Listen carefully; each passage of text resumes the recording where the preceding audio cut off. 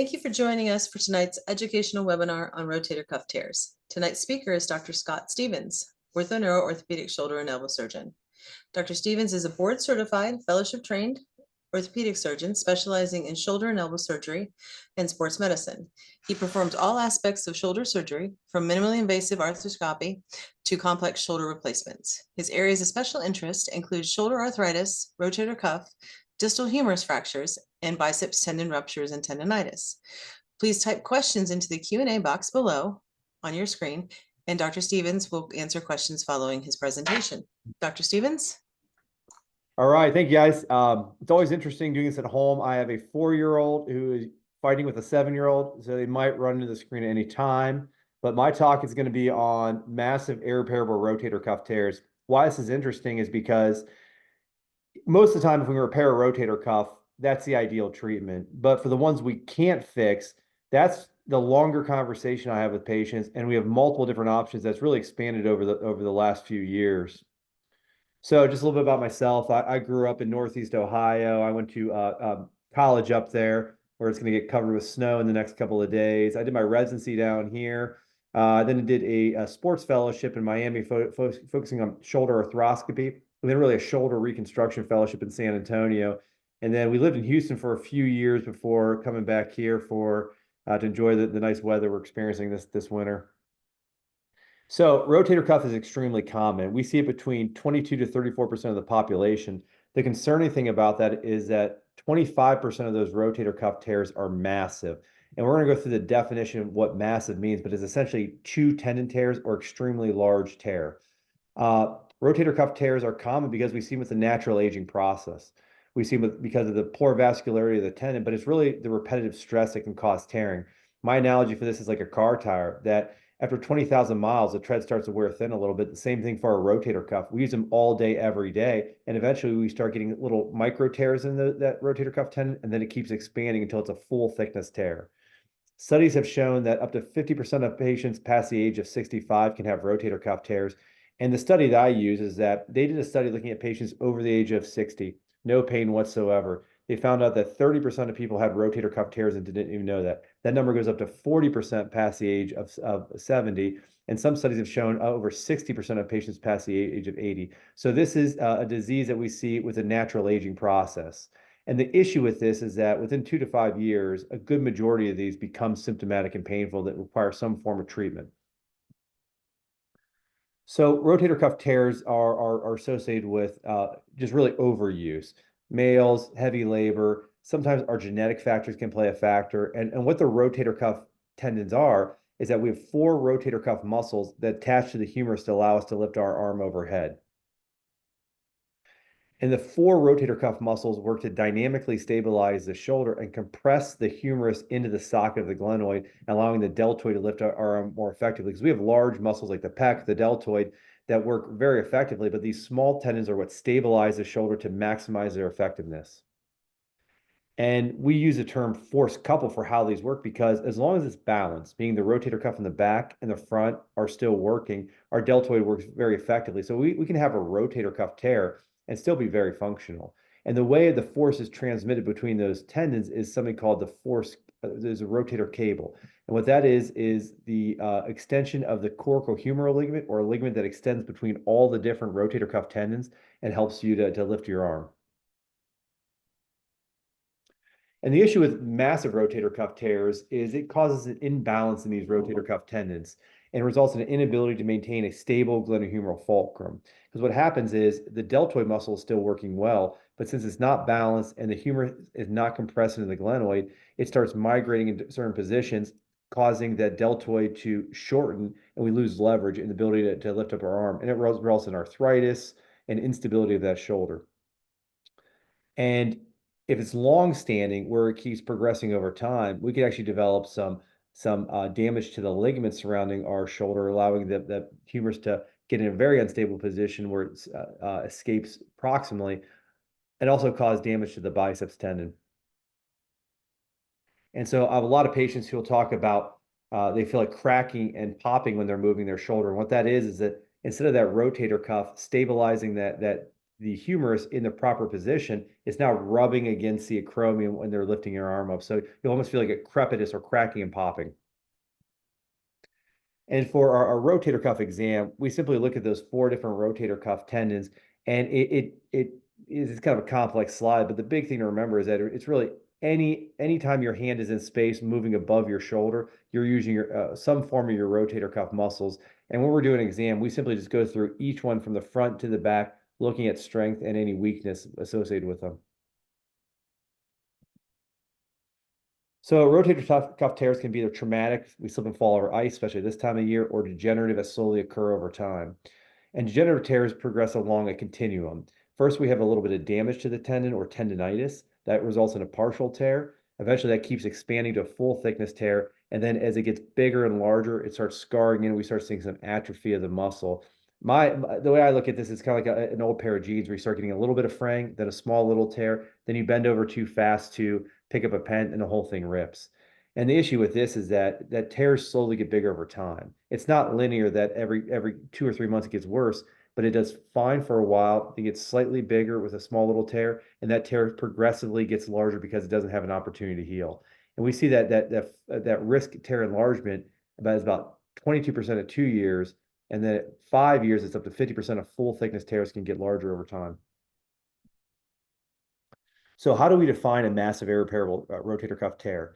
A massive tear is 2 or more tendons or a total length of the tear greater than 5 centimeters. And some surgeons have got together to say really 2/3 of your humerus being uncovered represents a massive tear. And the simple definition of an irreparable tear is one that we can't get the tendon back over the bone to reattach it for a primary repair. And we see these with multiple different factors on our clinical exam, as well as our MRI, which does a really good job of demonstrating the size of the tear, the amount of atrophy or wasting away of the muscle. And, there's patient factors that are always an issue with this, such as smoking, which can have a very negative effect on soft tissue. So whenever we have somebody with a massive rotator cuff tear, really any rotator cuff tear in general, besides traumatic, which can be slightly different, um, for patients who really have a lot of medical issues, poor function, or maybe just are not a surgical candidate, we can use anti-inflammatories, ice, rest, activity modification. Sometimes we can do a steroid injection, and we work on physical therapy to work on strengthening your deltoid muscle and the remaining rotator cuff muscles to improve your range of motion, your strength, and try to decrease your level of pain. So this is a pretty complex topic, and when we were talking about an irreparable rotator cuff tendon tear, this is a patient that either has limitations in function, significant pain, but the perfect solution would be to repair that tendon. But if it's not repairable, we have a variety of options. And whenever you have more than one solution, that means you haven't found the perfect solution. And we've come up with more and more options for how to treat these as the decades have gone on, and it just keeps expanding. So the key with these different treatment options is looking at what's our goal. Are we trying to decrease the level of pain by smoothing off the surfaces so we're not getting that cracking and rubbing anymore? Are we trying to reconstruct the capsule or put a graft on top of that to try to restore some of the tension between the muscle and the bone attachment? Are we just trying to rebalance the shoulder? Maybe not repair every rotator cuff tendon, but just try to get enough of it to where our function is restored. Or we're just trying to simply improve pain and have a quick recovery. So we have a lot of different options, and we have to really tailor this to each patient. What's the best option for them? So the ideal option in this would be just to fix it. And just because it's a massive tear doesn't mean it's not fixable. Sometimes we can mobilize them. I do a lot of advanced shoulder arthroscopy because we do about 300 rotator cuff repairs a year. So we have some tricks that we can use to sometimes mobilize that. The issue with is the bigger the tear, the higher the failure rate. The larger the tear is and the farther it gets away from the bone, the harder we have to pull on it to get it back to the bone, and there's more tension on it. That results in a higher failure rate. Despite those having a higher failure rate, about 95% of patients do really well. A lot of times that's from smoothing off the bone surfaces, taking care of additional factors that might be causing pain, like the biceps, or we repair just enough of it that it can actually rebalance the shoulder. And so the ideal outcomes are associated with the tendon actually healing the bone. But overall, we can still get significant improvement, even if we don't get our ultimate goal of fixing the entire tendon. So the factors that we look at for rotator cuff healing is number one, we look at age. The younger we are, the better we have biologic factors that can help that tendon heal back to the bone. This is really not just for shoulders, but for really any joint in the body. We have improved vascularity, and we worry as we get older, our bone weakens a little bit. So the success rate of repairing a tendon back to the bone is directly correlated with age, and studies have kind of shown that. The older a tear is, the longer it's been torn, the more retraction and scarring, the harder it is to mobilize and actually pull it back to the bone. There's always patient factors. We worry about diabetes, high blood sugars. We worry about smoking, and surgically, we want to have a thorough repair with limited tension on it, and a nice, slow, steady rehab process to help maximize the healing. So if we can't get a full thickness, repair of that tendon back over, sometimes a partial repair can be very effective. Our goals for that is to just make sure it's tension free, so we don't have a lot of strain on that tendon as we're pulling it over, and to try to eliminate any additional pain inhibitors. And partial repairs have had good results overall. At 10-year follow-up and 5-year follow-up, they've had improved outcomes and reduction in pain, but a lot of them do fail for the same reason that a full repair can fail. These are diseased tendons that have a lot of tension on them, so it can help restore some of the force couple and help restore the balance of the shoulder, but there is a chance that it can tear off some of it. But despite these failure rates being high, patients are very satisfied with it. We have pretty significant improvement in functionality, and overall, a lot of people don't need revision surgery if we can get enough of that tendon back over. And we have soft tissue surrounding our shoulder, such as the biceps, that we can sometimes use as a local source of graft to help kind of fill in some of the gaps left over by the tear. Another option is that if we can't pull that tendon back over at all, then one option would be to actually use a cadaver graft. And we use something called a bridging interpositional graft. What that is actually tying allograft, which is cadaver tissue, or we have synthetic grafts, or even grafts made from animal parts that they can actually fill in the gap between the bone and the muscle. Once again, it puts a lot of strain on the graft. There's a higher failure rate with these. But if for a temporary procedure, for a salvage procedure where we're trying to just buy time and improve pain, it's not a bad option for it. There's not been a lot of long-term studies on this, and it's not used routinely, but it's an option that we consider. Another thing that's become very popular in the last 10 years is something called superior capsule reconstruction. And what that is we're reconstructing the capsule on top of the joint that tears as the tendon's tearing. It doesn't restore the muscle of the tendon, but what it does is it makes an attempt to restore the balance of the shoulder by putting padding between the humerus and the acromion between the two bones. So we stop that cracking, popping, and sensation we feel when moving our arm, decreases the level of pain, and helps try to restore that force between the front and the back rotator cuff muscles to allow our deltoid muscle to work more effectively. And studies have looked at short-term, mid-term, between 3 to 5 year follow-up, and overall the results are good. A lot of times we'll see the arthritis can progress over time, but the pain levels improved, the functional outcomes improved. The biggest concern we have with this is that's a lot of stress put on the graft, and that graft can tear. And so if the graft tears in certain patterns, we can still have really good outcomes. But if it tears and exposes that humerus, or those two bones can kind of rub against each other again, then we can see a little bit more pain with that. To kind of piggyback on that idea, some surgeons looked at, well, if the graft can tear in the mid substance and the results can still be pretty good, why not put the graft just on the area that we really need covered on the humerus to allow padding on there? So when we lift our arm up, it takes that pain away and allows our deltoid muscle to function without too much pain or disruption of its motion. And so this is a way where there's a higher chance of graft healing, very fast functional recovery. And so for patients who are looking for pain relief, quick recovery, limited downtime, this is a good option of padding the surface of the bone so the bare bone of the humerus isn't rubbing against the acromion bone. Now, for more complex problems where we don't have full range of motion because the rotator cuff is torn in a way that we've lost balance and we've lost the ability to use our arm in certain positions, especially taking our arm out to the side, we could do something called a tendon transfer. And that's where we can actually transfer a tendon from a muscle that's in line or in phase. And what that means is that it follows a similar pattern to what the rotator cuff tendons that torn do. And we can attach a graft to that, and retrain our muscles to help lift up our arm again. And so these have been really popularized in the last 5 to 10 years. And there's been very good data that shows that these, even though it's a longer recovery, can do a very good job for patients with these massive rotator cuff tears with a lot of scarring, a lot of atrophy of the muscle, and allows us to lift our arm in certain positions that we weren't able to before.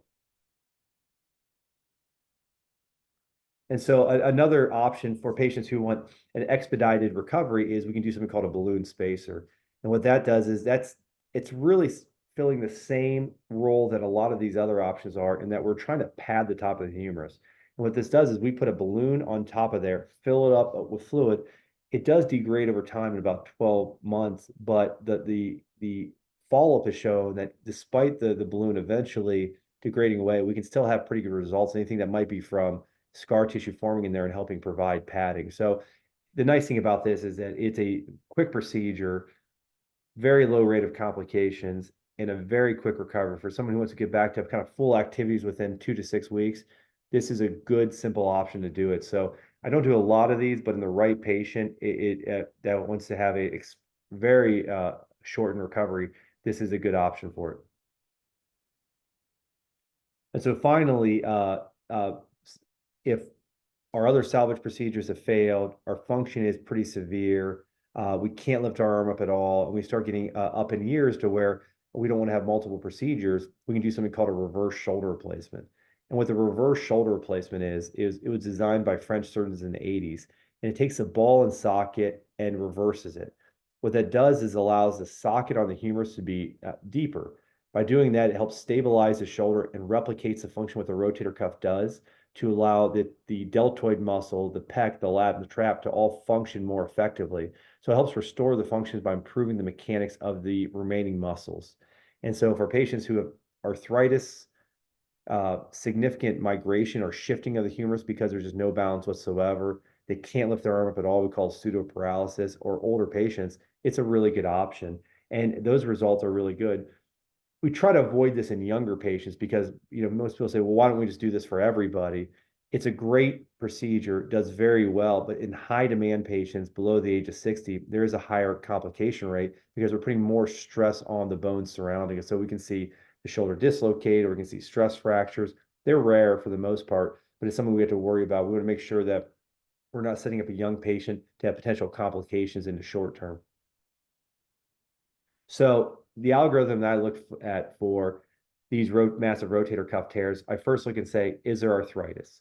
If there's a lot of arthritis, then we probably should be doing a shoulder replacement, because that improves the mechanics of the shoulder as well as gets rid of the arthritis. If someone's older than 65, same thing. If they can't lift their arm up, or the humerus is shifting out of position, once again, we really consider using a shoulder replacement, or we consider doing that superior capsule reconstruction.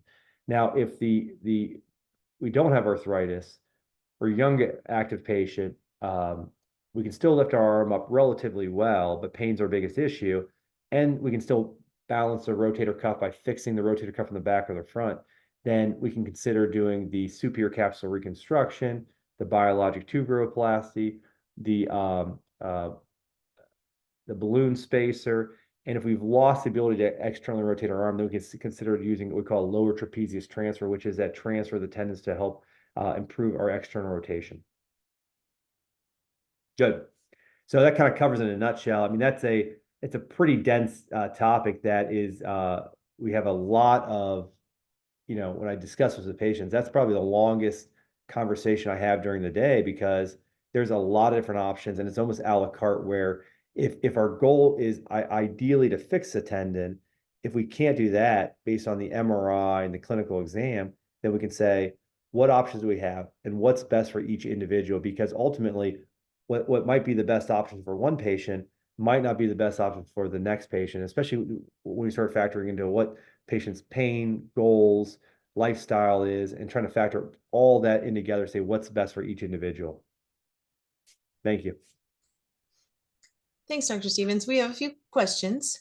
The first question is, do you have to have surgery with a rotator cuff tear? No. So rotator cuff tears are very common. As I mentioned, past the age of 60, we see it in 30% of people. We see it past 70, 40% of people. So the answer is we do not have to fix every rotator cuff. If someone has no pain, full range of motion, no issues, I would not fix it. If someone is having pain, difficulty sleeping at night, has failed conservative management, we try to, if we have a full thickness tear, meaning that tendon's ripped all the way off the bone, we try to avoid doing a steroid injection because that can damage the soft tissue sometimes in those circumstances. But physical therapy, anti-inflammatories, and if it's degenerative, meaning it's been slowly developing over time, there's absolutely no rush. Now, traumatic rotator cuff tears are a little bit different. If we slip and fall on ice and now we had a healthy tendon before and it ripped off the bone, we want to fix those because they have a high chance of healing. And by not fixing those, this can scar in and actually get worse and worse over time a little bit more quickly. How many injections can you have in your shoulder? Well, we say at most we can do 4 a year, so every 3 months, but that's way too many. My honest answer, I try one if it works really effectively, and it really depends on the circumstance too, if we're going to even do an injection. But the if the rotator cuff is just like partial tearing, tendonitis, bursitis, or sometimes patients are a little bit older and can't do surgery, I'll typically do one injection. If it's very effective, meaning it lasts for 6 months to a year, I'll consider a second injection. But if we're doing an injection every 3 months and you're barely getting that point to be able to, getting that point to where you get the pain's coming back before the next injection's due, that's probably too much because that's going to have a lot of damage to the soft tissue. The only times I reserve for that doing a lot of injections are for patients who are too sick to undergo surgery. They're in their mid 80s, 90s, where we're really just trying to give quality of life. How painful is rotator cuff surgery? I'm going to be honest. It's very painful. It's even though it's minimally invasive, it's arthroscopic. By putting those little anchors that are bioabsorbable or anchors that resorb over time and pulling tension on that rotator cuff and just the pressure from the fluid we use during surgery, it can be very painful. Now, the reward of that is that if someone's been having pain for years, usually by 6 months to a year, that pain's gone and patients are usually very happy they did it, but it's a long, tedious recovery. On that note, how long is the recovery time for rotator cuff repair? So usually the recovery time is about 6 months to a year, but we break that up into phases. And so kind of almost universally across the world, we use a very similar rehab protocol. It's an outpatient surgery. We do 6 weeks in a sling, doing passive range of motion, meaning the therapist is moving it for you. You're doing some basic exercises on your own. At the 6 week mark, we start doing active range of motion, meaning you take your arm out of the sling and use it against gravity, but we don't do any strengthening with it. We wait to do strengthening at 3 months because that's when it takes 90 days for a rotator cuff tendon to heal to bone. So we start the strengthening of that phase. And the biggest improvement we see is between 3 and 6 months. That's because the tendon's healed. We're now working on strengthening. So I always tell patients that at 6 months, I want you to be 85% better than you were before surgery, and then a year, 100%. So it's about a year-long full recovery, but by 6 months, patients are usually doing very well. What is the best treatment option for a large rotator cuff tear? Well, there's no best option. It really depends on each individual, and we're talking about the age, activities that they like to do, lifestyle, pain. If someone has a lot of arthritis, well, then a reverse shoulder replacement is going to be the best option. If someone has great function, minimal pain, but just a little bit of cracking and popping, well, that's when we do grafting, such as a capsule reconstruction or the biologic tuberoplasty. If someone's lost the ability to kind of rotate their arm out to the side or lift it up, that's when a tendon transfer makes the most sense. So that's really a nuanced conversation of looking at each individual, saying, what are your goals? What are the symptoms you're having? What does your MRI look at? And where do we want to get you to? And how do we want to get you to it? So it really depends on, for example, I had a patient who wanted to have the quickest possible recovery and wanted just so to get back to weightlifting. Well, we did a balloon spacer. Another patient who said he wanted one surgery, they had a little bit of arthritis in there. We did a reverse shoulder replacement. So it is a very individualized treatment because the ideal treatment is to fix the tendon. If we're unable to do that, we almost have an a la carte of options we have that we try to tailor to each individual. How do I know if I'm a candidate for reverse total shoulder replacement? Well, the first thing is we look at is number one, your function. If you can't lift up your arm at all, then you're definitely a candidate. If you have bad arthritis, past the age of 65, those are kind of some individual characteristics that we look at. But I do reverse shoulder placements in patients as low as 50. So each individual we look at is that if it's a younger patient who's had 5 or 6 surgeries already, well, the 7th surgery is probably not going to be the most effective. So we start getting to a point to where my goal, I'm kind of conservative in nature. My goal is to preserve your shoulder and to avoid doing a shoulder replacement because that's the final option. Once we have a shoulder replacement in there, there's no going back. So if I can do a procedure that has a good chance of success to decrease your pain, increase your activity levels, then I'd prefer to do that. And I simply look at each individual as what would I do if I was in their shoes? What would I do if it was my arm? And we try to kind of tailor the different treatments based on that. So the answer is there's different factors we look for the reverse shoulder replacement. The kind of very hard line, indications that we use are patients who can't lift their arm at all, advanced arthritis, advancing age, and who's had multiple surgeries before and just want to have one final surgery that has a quicker recovery and less pain. I'm scheduled for rotator cuff surgery. At 68, if there's a lot of arthritis when you get in there, can you go ahead and do a shoulder replacement? We don't typically have both available at the time of surgery. We really look at it, and the MRI as well as X-rays should give us a pretty good idea if there's any arthritis in there. Um, we don't have both available at the same time because what we don't want to do is make small little incisions for the arthroscopic procedure through the scope and then put a shoulder replacement in there because there'd be a higher chance of infection. And also, we want to have the goal that if we're going to surgery, there's a chance that number one, the arthroscopic procedure will be successful, and we're going to have backups there, such as grafts and things like that. So that becomes a decision kind of preoperatively of saying, what kind of recovery do we want to have? What's the odds of success? And if this fails, will I be willing to do a shoulder replacement in the future? So there's not many people, I really don't know of anybody in the world who tries to have both available because it's a lot of sets available for the surgery center. Kind of, we don't know what you're doing. It's not really planned as well as you want it to be. You want to have kind of one path, do it the best you possibly can. And then if that fails, then we have a good backup, which is a reverse shoulder replacement. So that's typically how we manage that. If my pain and range of motion is getting worse, should I keep putting off the surgery or do the surgery soon? Well, that's your body kind of telling you that it's getting worse. Because patients always ask, what can I do if I have a full thickness tear? A lot of times it's steady and it plateaus over time. It doesn't just get progressively worse every month. What it does is it's fine, it's fine, it's fine. Oh, I started a lawnmower, now it hurts a little bit worse. It's fine, it's fine, it's fine. I slipped down a flight of stairs, now it's worse. So if it's getting worse, that usually means that the tear is getting bigger. And so the way I look at it, it's like a hangnail. A hangnail doesn't hurt until you start pulling on it, but once you pull on it, it hurts. A rotator cuff tear is like a giant hangnail in your shoulder because you're not pulling on that tendon, ripping it off the bone, and that's your body reacting to it.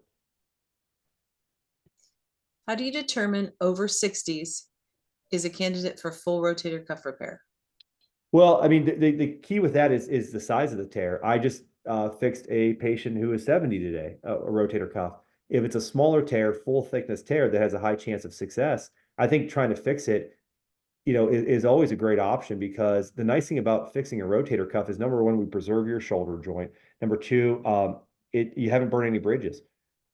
Worst case scenario, if it doesn't heal or it doesn't work as well as we want it to, then we always have the reverse shoulder replacement as a backup. So it's one of those things where if someone's willing to try a surgery that's more minimally invasive, but it's a slightly longer recovery, slightly higher chance of failure, but if it works, which in high percentage it does, and you can avoid, really any other surgeries and even normal tendon attached to the bone, that's always the ideal treatment. So that the key to that is really looking at the size of the tear, how much atrophy of the muscle, and the success rate of it.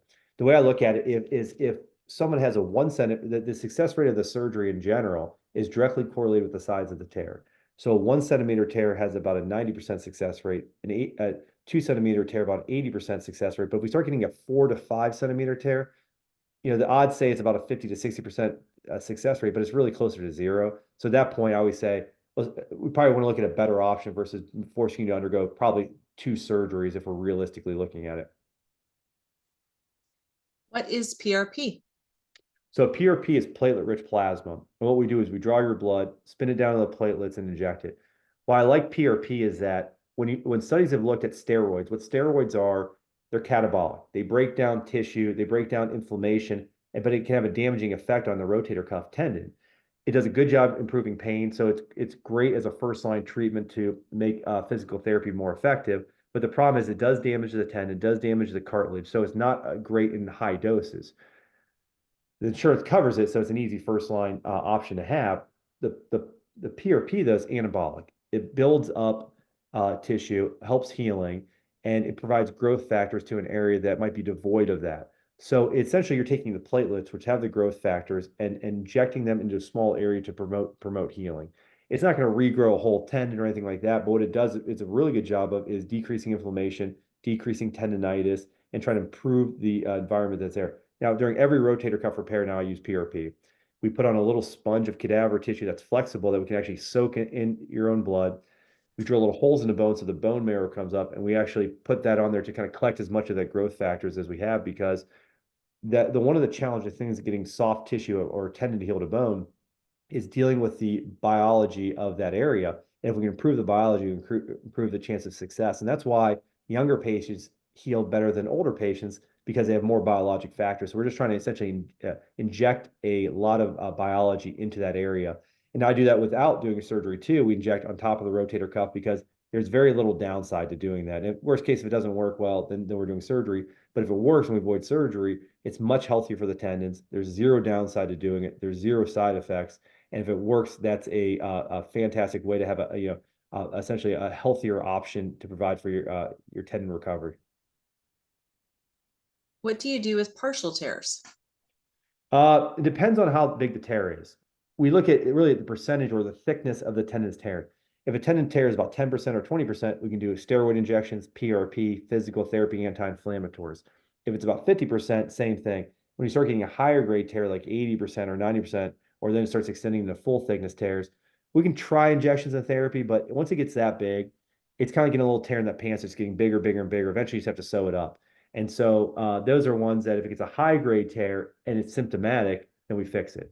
If it's manageable and the pain's a 1 out of 10, 2 out of 10, doing all your daily activities, it's not bothering you, then we watching to see if it progresses slowly over time or gets worse, then we can do something about it. Is an option of a regular shoulder replacement, a reverse shoulder replacement still available?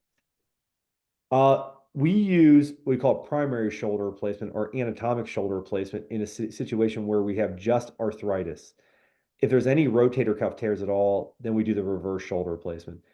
We could try to fix the rotator cuff. We could, or if it's a partial tear, try to sew it back together. The problem is that when we have a rotator cuff tendon tear, because in the 70s, in the early 80s, before they had the reverse shoulder replacement, they would have patients who had rotator cuff tears that they tried to put a normal shoulder replacement in there, and they were having a high failure rate, still having pain, and they're having loosening of the implant. So if someone has a rotator cuff tear at all, we typically do the reverse shoulder replacement because it has a longer survivorship, meaning that implant's going to last a lot longer, about 93% at 10 years versus in the 80% for a primary shoulder replacement. So it has long survivorship. The function is really good. The pain relief is much better. And overall, it's probably going to be a lot more effective treatment option. If someone has a full thickness tear or a high grade tear, the chance of that primary shoulder replacement failing is pretty high. So we tend not to do that. Can a nerve block be given under sedation versus the needle shot prior to entering surgery?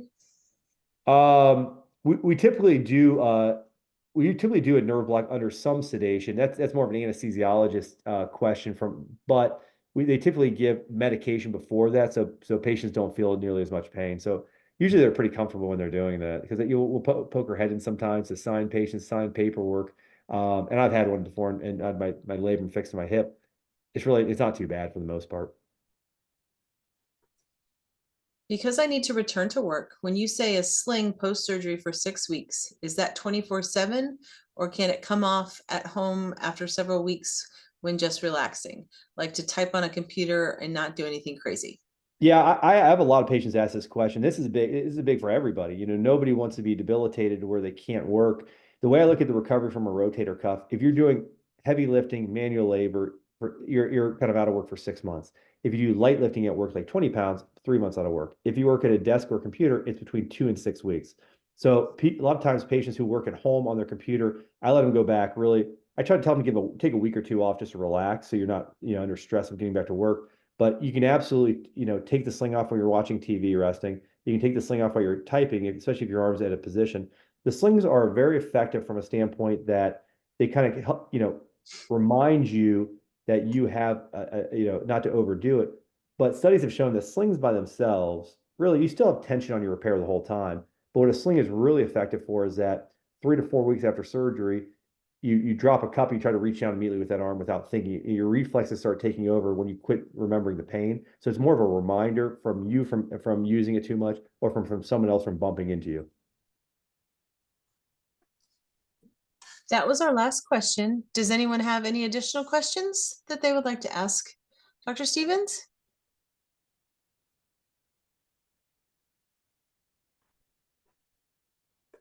We answered them all. It's perfect. Wonderful. Thank you very much, Dr. Stevens. Great. Thank you guys very much. Have a great night. Thank you everyone for participating in tonight's webinar. Our next webinar will be held on March 11th. Dr. Mark Gittens will speak on hip and knee arthritis treatment options. Enjoy the rest of your evening. Good night.